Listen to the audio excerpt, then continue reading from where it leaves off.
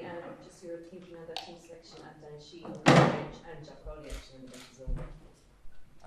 Yeah, a bit of continuity, and I think it's a pretty good side, one that's suitable to take on the world champions, we hope.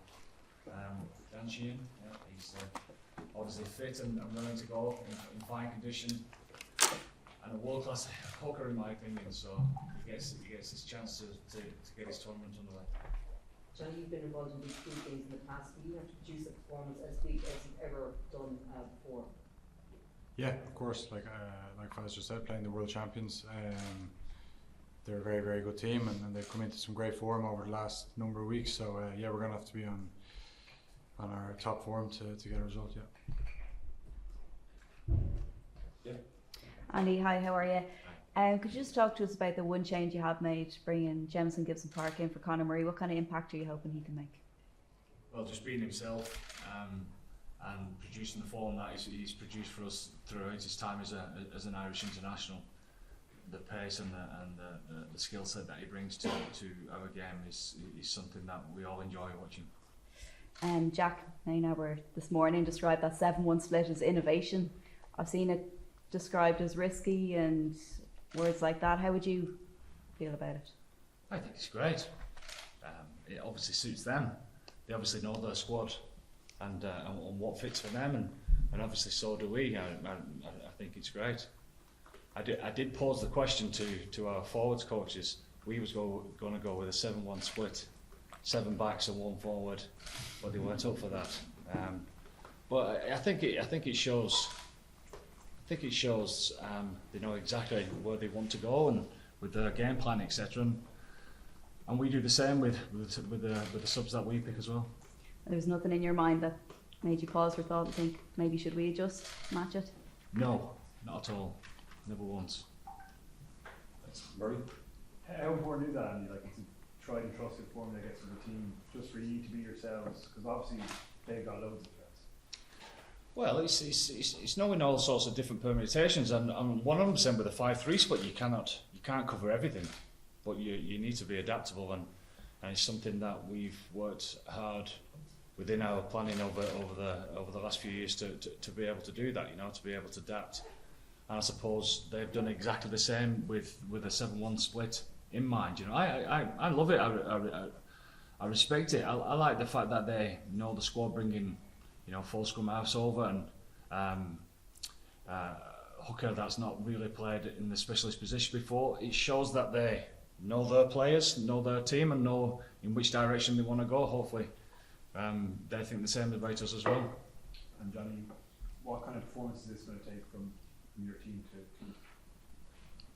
Yeah, like a top one on both sides of the ball, because their defence is obviously renowned for the line speed that they come at you with. So we need to be on top of our game when we have the ball, and then obviously the way they've been playing recently in terms of going wide and then being direct, in certain areas of the field and bringing a strong kicking game. So they test you in every facet of the game, and that's why they're world champions, and they're that's what we're going to have to be on top form.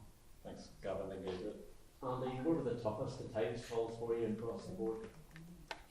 Oh, there's plenty constantly, because the conversations that I have to have during the week are difficult ones, because they all want to play and deservedly so, because they're good players in their own right. But at the end of the day, we've got to make the right decision for the team for this particular game, and those conversations are never easy, but the players make them easier because they understand, because the squad players, the team players, and the team always comes first.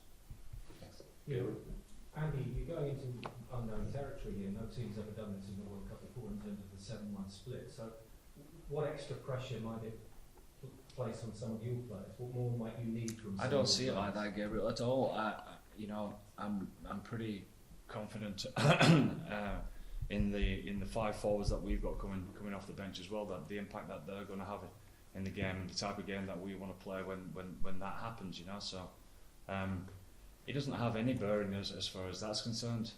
We obviously have been able to analyse them before with the 7-1 split, and not that much changes. Obviously fresh, set piece wise dominance that they got in that game, but we'd back our players to do the same.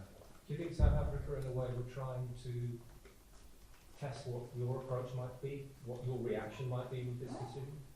I don't know. It doesn't really bother me at all, really. It's just about us. I mean, you know, we have to be good. We have to play really well to beat the world champions, and rightly so, because they're in good form. And barring us and our team, our management, and the Irish people all over the world, I think everyone else thinks that they're the favourites and they're going to win this game. And I can see why, because of the form that they've showed in the last couple of games. But we don't feel like that. We're ready for a tough battle, and it'll take its own course, I'm sure. Well, this is what the 15-game unbeaten run is, to a degree, preparing for, isn't it? Well, our journey's had all sorts, and it prepares you for bits like this. I suppose we'll learn a bit more after this one as well. Thanks, Sky. And it's not mathematically must win, but how important is it for your World Cup campaign and psychologically to win this game? Yeah, it's not a must win. It's not a must win. It's not a do or die type of game, but it's pretty important to both teams. Let's put it that way. And how big a boost would it be psychologically for the guys?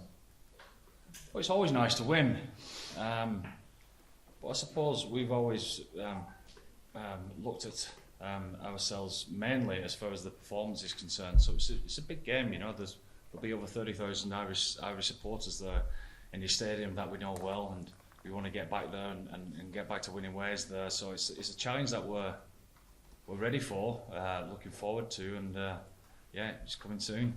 Johnny, there was a time when the green and gold South Africa might have held an aura for Irish players and Irish teams. Is that gone now? Like any time we play the Springboks, they have the same, or it's a huge jersey in international rugby. But we're pretty proud of ours as well. So it's it'll be a great game, I'm sure, and we're looking forward to it. Thank you. Johnny, do you have to change the way you attack against defence like that? You have to make certain tweaks, of course, like you do every week. We had to make tweaks from Romania to Tonga. We had to make tweaks from England to Samoa. Like there's always tweaks around the system they play, around the personnel they have. So yeah, there's always that going on in the background. Adrian and Paul, and we'll close off the broadcast section. Andy, just one last one on the 7 months split. I'm sure you're smiling a bit. So what was your initial reaction when you saw it at that time? Was it to have did you have a bit of a laugh about it at that point, or? Honestly, I didn't have a reaction. I don't know. I understand why. You know, it's a little bit different for you guys, but for us, it's not like, you know, we analyse South Africa like we analyse everyone else, but when it really comes down to it, we take care of ourselves more than anything else and try and understand our plan. Now, you know, I think more importantly, rather than the 7-1 split, which is a bit irrelevant to us, is the last game that we played against each other. I'm sure that they think they know us a little bit better, and maybe that might have influenced the 7-1 split. But you know, we feel the same. We feel that we could have performed better on that occasion, and both teams get the chance to show that at the weekend. Conor Murray was very good that day and came out injured. Obviously, the team close here, or who were the players that were? Connor's in great form, and so is Craig. I mean, we've three tremendous scrum halves, so we're very pleased with where we're at. Sorry, Adrian, a few questions to go through. Paul.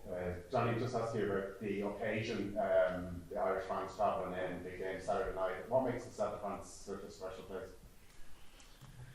Well, usually it's the French fans that make the atmosphere there. I don't think I've played a game here where, you know, we'll have the majority of the support. So to get 30,000, or rumoured to be 30,000 fans, with the support we get for World Cups in particular, it's incredible. Like last week in the stadium, it's just green everywhere. The week before the same, and I'm sure it'll be the same again. So it's hats off to the people that put their hand in their pocket and come over. It means a lot to us, and we hope we give them something to cheer about.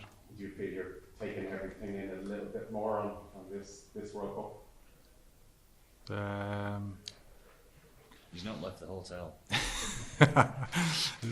Like I've, yeah, you soak up the atmosphere, don't you? Like, but it's only when you win. It's when you can hear the lads in good form anyway.